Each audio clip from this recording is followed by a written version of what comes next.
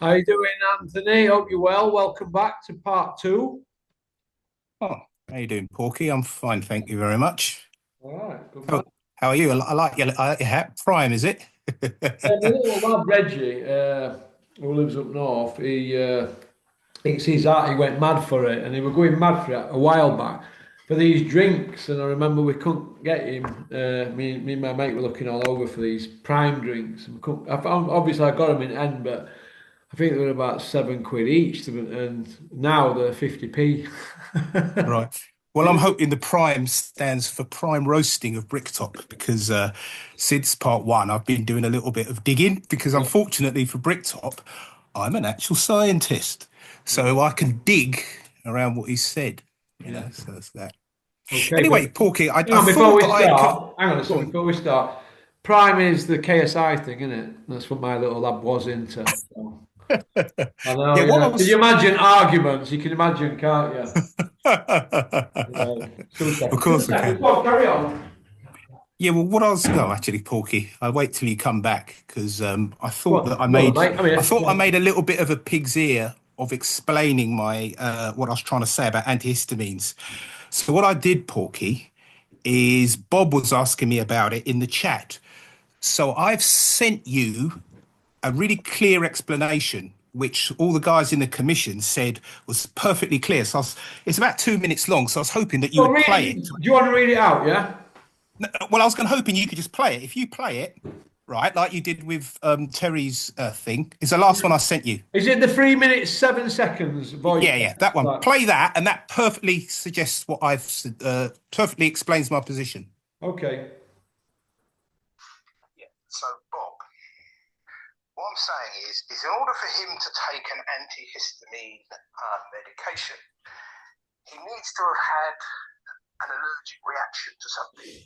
I think in a podcast I said, maybe they've taken Dubois out for a lobster meal and then found out that he's allergic to shellfish. In which case his throat will start swelling up and start sneezing and whatever. And you would use an antihistamine to lower those symptoms, okay? Make sure he could breathe properly and everything else, okay? Because antihistamines have been around since the 1930s, scientists know what it does to the body. And I'm unaware of any competitive advantage it gives you, right? So let's assume that happened, right? And let's assume that the antihistamine is on the banned list, which is not a given because they're a group of drugs. Some may be on the banned list, others may not. But let's assume they are on the banned list, right? What you can do is go to a doctor and say, hello, Wednesday night, we went out, we had a lobster dinner, okay? Daniel's throat has swollen up, his nose is running, and in order to alleviate the symptoms, we took this. And you look on there to see whatever drugs are on there, and I can check that against the VADA list. Now, if it's on the VADA list, you will be able to get a TUE, a therapeutic use exemption, because you'll be able to prove that you haven't taken it for a competitive edge. You've taken it because you needed to alleviate these symptoms to keep the co-main event alive on a show they spent hundreds of, several million on promoting. That will be allowed. That's why you have therapeutic use exemptions. It's easy. So in other words, the antihistamine is a red herring and wouldn't cause Daniel Dubois to pop dirty because it's a standard generic over-the-counter. The drugs don't cause drowsiness anyway, right? The second phase of them, right? And let's assume they are on the VADA list, you could get an exemption form for it because it's something bad, which wouldn't have happened. It wouldn't have happened. They would have looked at his performance against AJ. Everything they did in the build-up to the AJ performance, they would give him in the build-up to the Parker performance, including what workouts you did, the intensity of them, what food you were eating, and when you were eating it. They'd have done exactly the same thing. So it's bollocks. That's what I'm saying, right? Hopefully that makes sense. Uh, Right. yeah, Did you understand? I see where you're coming from Yeah, with that now. yeah. Well, I just want to back it up with this point. I was just looking, and in 2010, Shelley Ann Fraser Price, the Jamaican female sprinter, was banned because she popped for something called oxycodone. Right Yeah. now, that oxycodone was found in a toothache medicine that she was taking. And she said that she was administered this or advised to take it by her coach. Now, the problem wasn't the fact that she had oxycodone in her system, is the problem was it wasn't declared, right? Because oxycodone, like antihistamines, have got no history of enhancing performance. So the point I'm saying with Bricktop is I've taken both legs of what he's saying away from him. Number one, there are antihistamines that don't cause drowsiness. So that's not a reason to withdraw your fighter. That's number one. Number two, even if you have taken an antihistamine and it's on the ban list, you can go to a doctor and say, hello, here's our video on Wednesday. Look how we're performing in our public workout. We're clearly fine. We've gone out, we've had a lobster dinner on Wednesday night, and he's got an allergic reaction. He couldn't breathe, his nose is running, his eyes are watering. So we've taken this, right? He is co-main eventing our biggest show yet to date. Can we have a therapeutic use exemption form for the drugs in that? Because we're not taking it for enhancement, we're taking it to alleviate the symptoms so that he could perform on the Saturday night.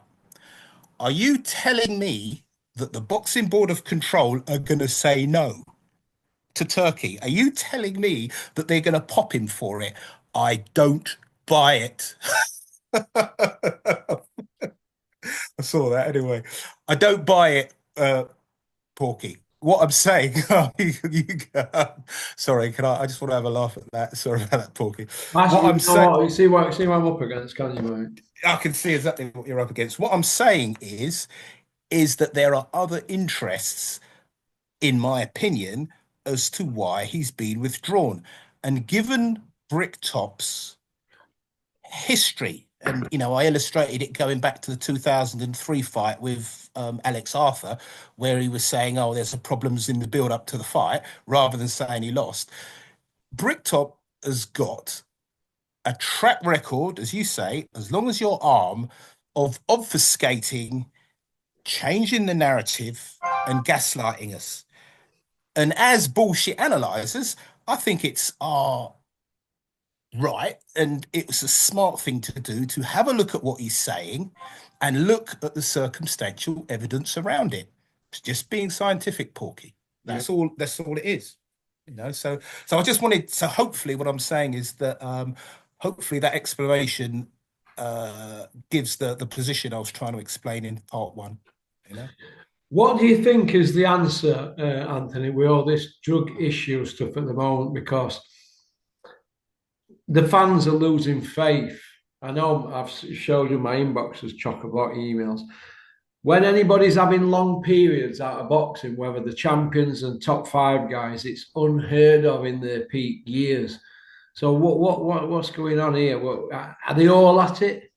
Because I look at people who are out at game for a while in the peaks, and I think, if they've been dirty before, or they're surrounded by people that are dirty, or people that have been involved with certain fighters that are dirty. I know everybody's looking for an edge, but is everybody cheating? It's a good question, Porky, and I don't think there's an exact answer to it. My perception is most people at the top are getting some kind of an edge. And the reason that you have drug testing is to give a veneer of what I call respectability. Right? That's my view. But the problem we've got is that sports, as I've been banging on, is run as a business first, then entertainment second, etc., etc. And because it's a business and it's a private business, we don't really know what decisions are taken at the top. I suspect that Daniel Dubois, aka John Coffey, was withdrawn for business reasons because nothing makes sense. If he was coming down, if he was getting the flu, you don't one day perform on the pads razor sharp and then the next day you're in bed with flu. It's a process. So normally it's a possibility that happens, but it's very unlikely. So my view is he's eaten something or he's had an allergic reaction to something else, which is why they would give antihistamines. Well, why would they do that when you know Daniel Dubois for years? Because he's been on top shows in the last 4, 5, 6 fights he's had. They know what his diet is. He's a very easy boxer relative to other boxers to work with. I'll give you an example, right? Yeah. Daniel Dubois, in my opinion, isn't taking business decisions about his career. He's there to do the fighting. He's a lot easier to deal with than, say, a Shakur Stevenson, Tank Davis, or say Floyd Mayweather. Could you imagine dealing with them in boxing? As you know, Floyd Mayweather fell out with Bob Arum because he wanted to be promoted a certain way. That's not Daniel Dubois' style. Any person they put in front of Daniel Dubois, they're just going to say, go and kill him, he'll do it. Put another one, go and kill him, he'll do it. So my view is that entities above him that control his career have made a strategic move because it's financially advantageous. That is what the circumstantial evidence shows, right? And you, as well as other people, are ferret enough to keep digging around to get the answers. What we do know is what we're being told is not true. Yeah. And I'll debate Frank Warren anytime you want on chemicals, antihistamines, oxycodone, and all those things. I'll debate him on it simply because it is a field that I studied and I worked in. Do you remember, Anthony? I'm sorry to take you off track here, but it's important. Do you remember when Crusher Ben failed? Yes. We're September, October-ish, 2.5 years ago, yeah? Right. When the first one came out, and then the second one came out straight after, didn't it? Right. Correct. Do you think that Bricktop learned something how Matchroom dealt with the Crusher Ben one compared to the Dennis McCann one? Because there's an air of silence around the Dennis McCann one. Nobody wants to talk about it because he's a Bricktop fighter, and Bricktop loves litigation, doesn't he? Correct. Whereas I Eddie, think sorry, go on. Eddie Hill, I was going to say, everybody is quite unpopular with fans, and everybody went after him, didn't they? But the Matchroom lot seemed to bask in all that and turned him into a villain. Whereas nobody dare go after Dennis McCann. Nobody wants to talk about it. Nobody's sticking it to Dennis McCann. There's no Juggy as Oliver and Gad pulling them up about it, and nobody wants to talk about it whatsoever. Darren Barker don't want to talk about it, but when Canelo tested and Povetkin, it was a free for all. Nobody's saying anything about Dennis McCann, are they? Why is that? Well, again, I think you're right, Porky, because the problem that Eddie Hearn had is that the response was so over the top and overwhelming. It's suspicious because if you protest too much, people suddenly start saying, well, why are you protesting so much? Yeah, protest, but not too much. Yeah. And in my view, if I don't want to use the pun too much, I think what they learned from Eddie Hills is he over-egged the pudding. Oh, sorry. He over-egged the pudding, right? Yeah. Now, let me just go back to the Fraser Price example I used earlier. Shelly-Ann Fraser-Price is considered probably the greatest female sprinter ever. She has won countless 100-meter titles at the World Championships, and she's got 2 Olympic golds, almost 3 that she had. She's then had a baby and is still running as fast as she was. In the afterwards. 30s now, isn't she? Yeah. Nobody is saying, oh, she's a drug cheat and this, that, the other. Why? Why are they not doing that? The reason they're not saying that is, number one, she said, listen, it's for toothache. And at the time, she had these big braces on, right? Clearly, she was having surgery. And she actually said, I was told to take this by my coach, and I didn't specifically say it where I could have done. So I'm taking that on the chin, and it was dealt with, right? So what I'm saying is that if Daniel Dubois had used an antihistamine and that particular antihistamine was on the banned list, they had more than enough time to go. And in my opinion, they've got a rock solid case, because they're going to say he's had drug tests up to now. He's not popped for any antihistamines that may be on a banned list. We've taken this. The reason we've taken this is this has happened between Wednesday and Thursday. He's had an allergic reaction. In order to quell that reaction so that he's fit to fight on the Saturday, we've taken this, right? It may include this compound and that compound. And I actually did a Google search to see if antihistamines are considered performance enhancing. Yeah. And given they have been around since the 1930s, more people would have popped for them if they are. Yeah. Lo and behold, nobody has. So what they could do is they can then say, we would like a TUE for this.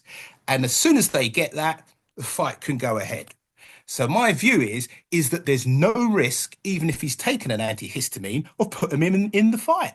Yeah. So why wasn't he there? My view is it's a business decision. And unfortunately for us, Porky, it's a business decision that we're not going to know about. My perception is that Phil De Freitas yesterday on your podcast threw out something where he said that Usyk may have signed a deal for undisputed, and that fight with Daniel Dubois is far more lucrative than going through a hurdle, then doing that, because he may not get over the hurdle. It's heavyweight boxing. I would have said that the fight was, in my opinion, I think I said 60-40 because I was giving Parker, the more of the benefit of the doubt. But the point is, in heavyweight boxing, if you don't have to jump over a hurdle, why would you do it? Yeah, well, that's a little bit like Anthony Yard's career, isn't it? Everybody he's fought is either steamrolled him or he's been at his depth. Yeah, Anti-Yard hasn't had any drug issues or anything like that. No, But I just think, he hasn't, though. But point I want to make is you're on about a 60-40. That's not a given for Dubois against Parker, is it? Whereas no, if you were fighting Solomon Dakras or right, something like that, it's correct. a given, isn't it? Or Dave Allen, it's a given, isn't it? Correct. And my view is that they've taken the decision. We won't risk him here. We'll get somebody else in.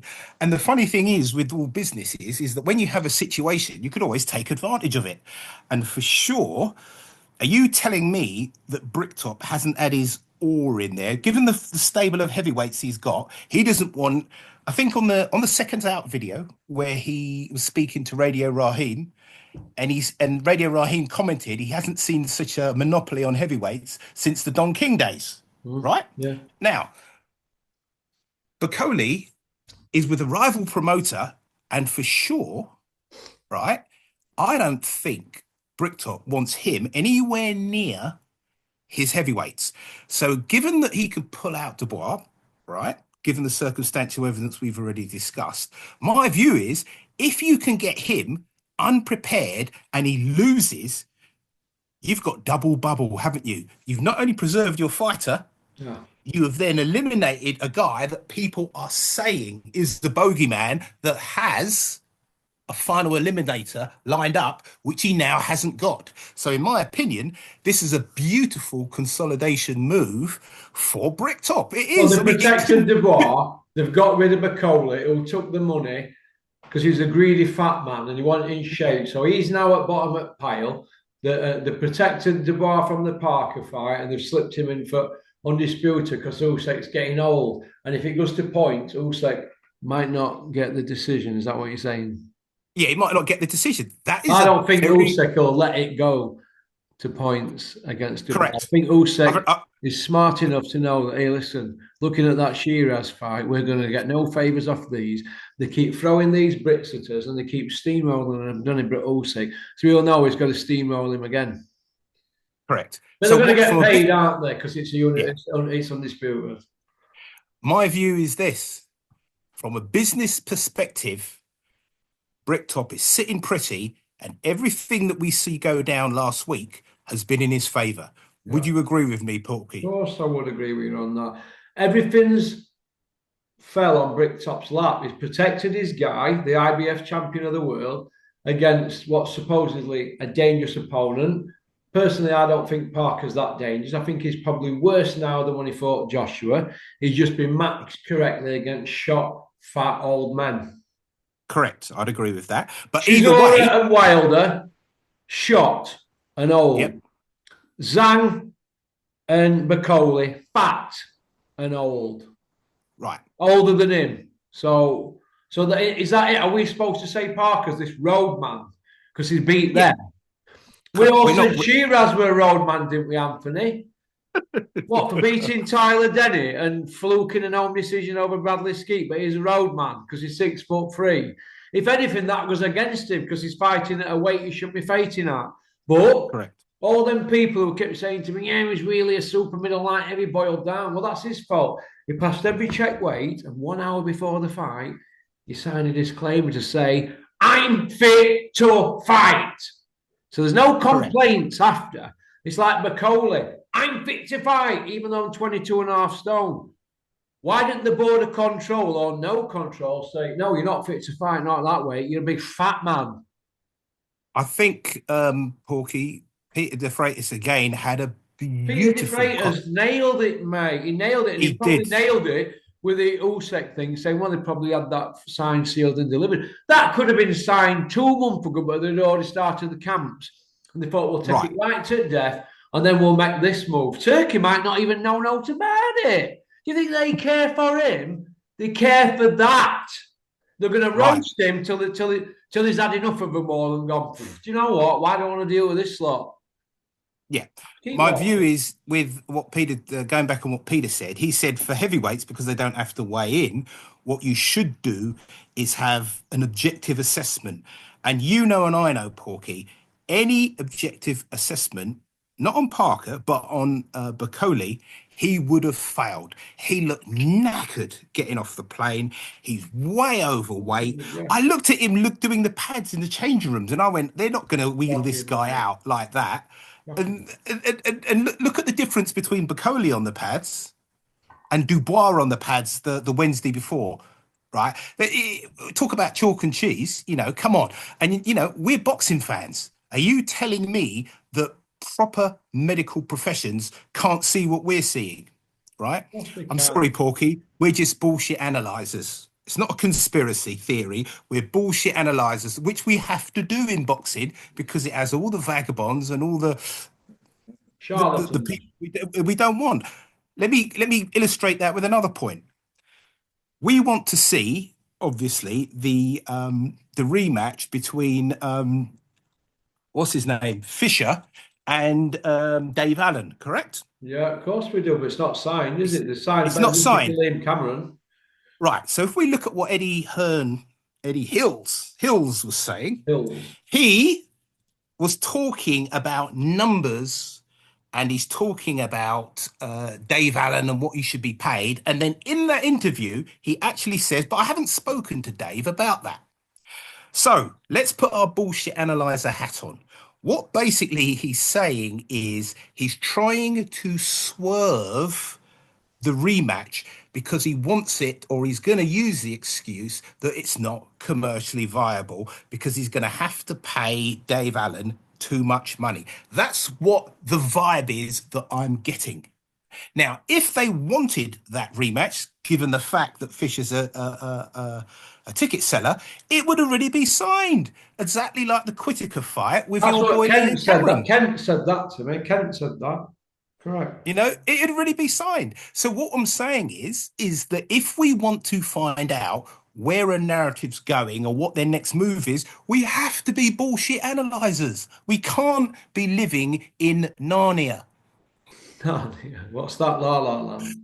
Yeah, that's Narnia's The Lion, Witch and the Wardrobe, the book where is you know, or Narnia or Alice in Wonderland. Because what they want, all the casual fans are in Alice in Wonderland. They actually believe that the Eubank situation yesterday, when you had your aneurysm on our call, I'll tell you what, Porky, I couldn't help laughing on that one. On what? You can believe when Eubank slapped him with the egg, you had a literal meltdown on camera. It's funny. But the point is, there are people out there that believe that this is real. It's not real. It's all Every stage. single person was in on it. And not only that, they have also got a scripted narrative going forward for tonight and the next conference and the next conference. Because what they're going to do is build this fight to a crescendo, and then they're going to shear all the sheep and have the money off them for the pay-per-views and everything else. Because I'm hearing figures of they're on, is it 6 million, 6.5 million each? 6.5 each. That's on the upside. Right, for a guy who hasn't fought for an area belt, mate, that talk about magic. Well, Talk listen, this about is where the magic. WWE comes in, isn't it? It's like in the WWE, right? Looking at it, reading about it, and that. I'm never a fan. Terry were a massive fan as a kid, but it wasn't really for me when I was a lad. But Kurt Angle, apparently, according to all of them, he were the main big dog.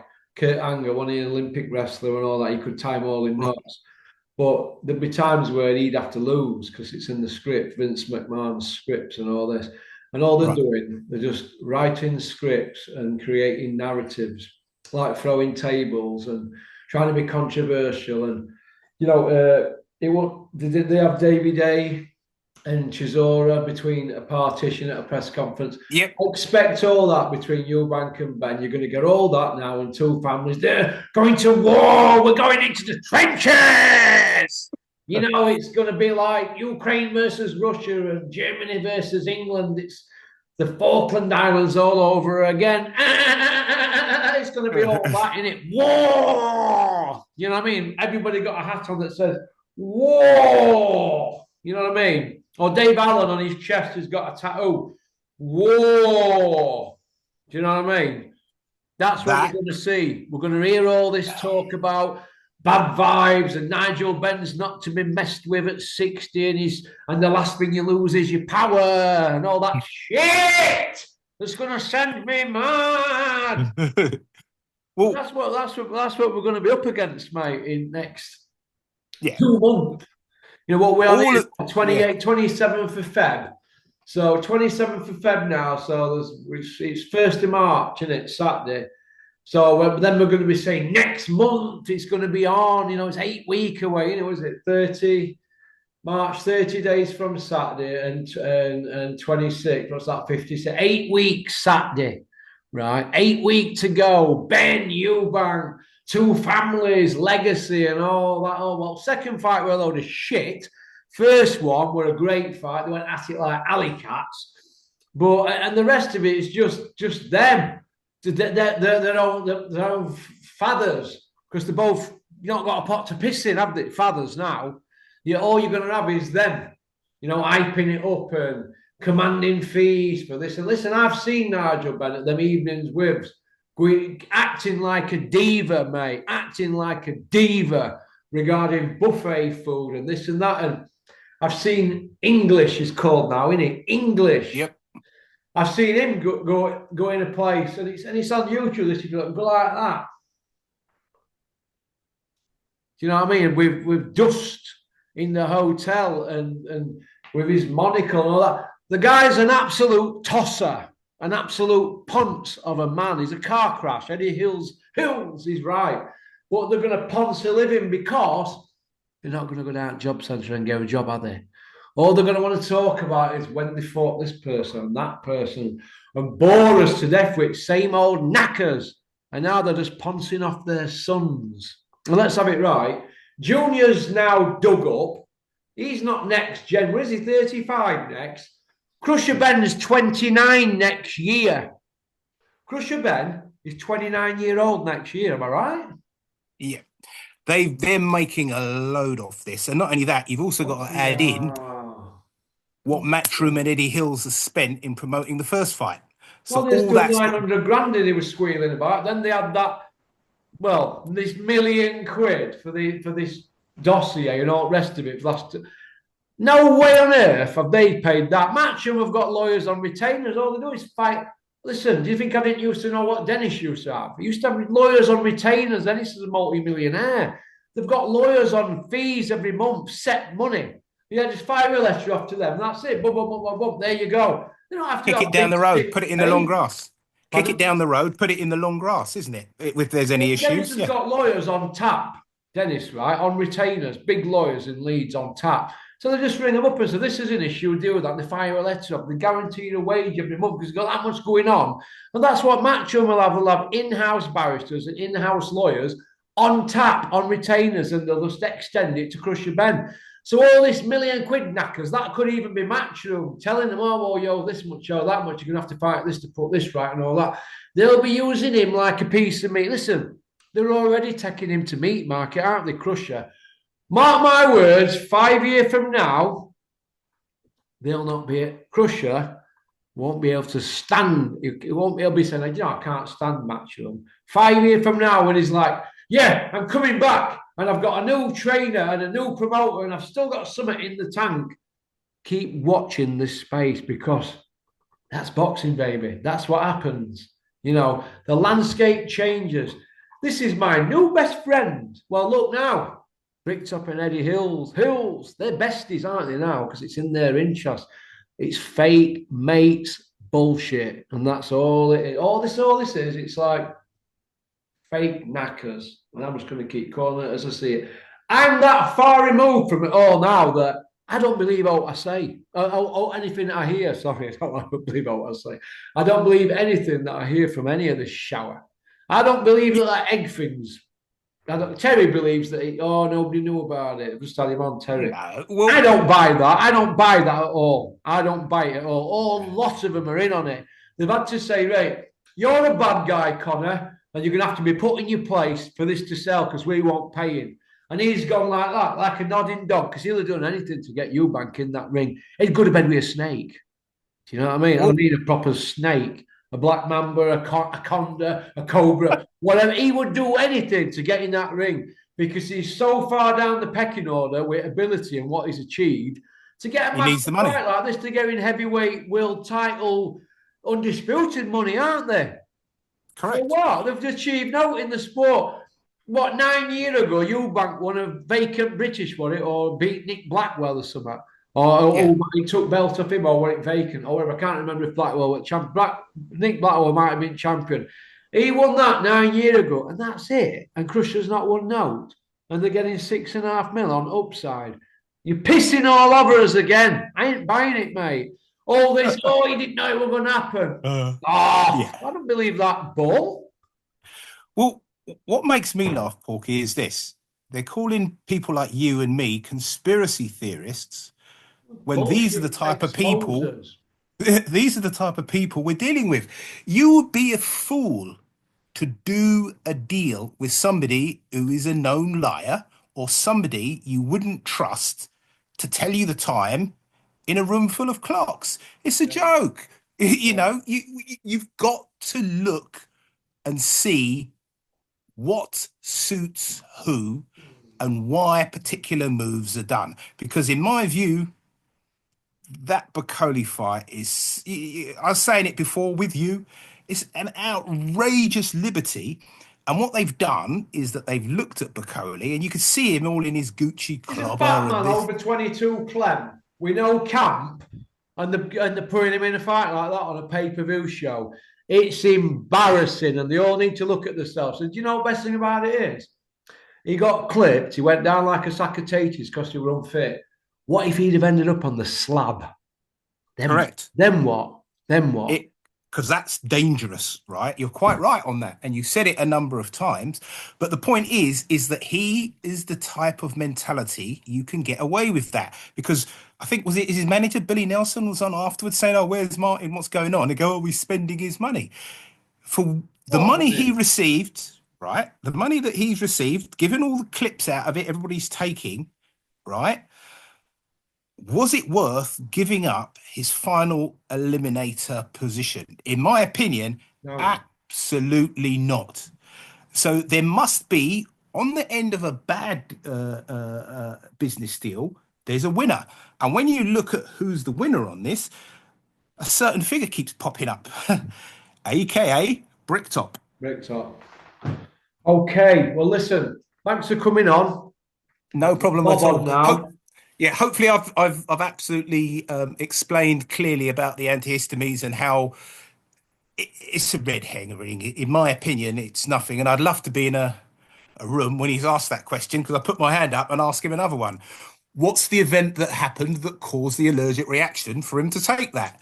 And you know, and I know, as you said, Porky, simple. If Daniel Dubois has got the flu or whatever, put him on a Zoom saying, "Hello, fans, I'm really sorry.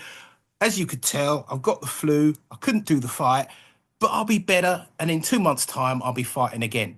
And we have seen nothing. It's like he's a ghost. Okay. And that tells me he's been hidden because they don't want him around. Okay, well, listen, thanks for coming on, Anthony, the chemist. You've been a real tonic to the channel, and I'll get these out probably tomorrow. These will probably go out tomorrow because I'm up to knackers in it. Great. Can I just do I've one worked shout hard out today, though. Go on, mate. Yeah. Can I just do one shout out to Coliseum Boxing Club in Yeah. Playa del Carmen in Mexico? Yeah. Antonio's the trainer there and the gym owner. He does a brilliant job. If anybody's holidaying in the Mexican Riviera, check out the gym. Antonio speaks perfect English. And don't take your wife or tell your girlfriend you're going because they're going to perceive you're going into a hot, sweaty gym with all these Mexican roadmen killers, which are there.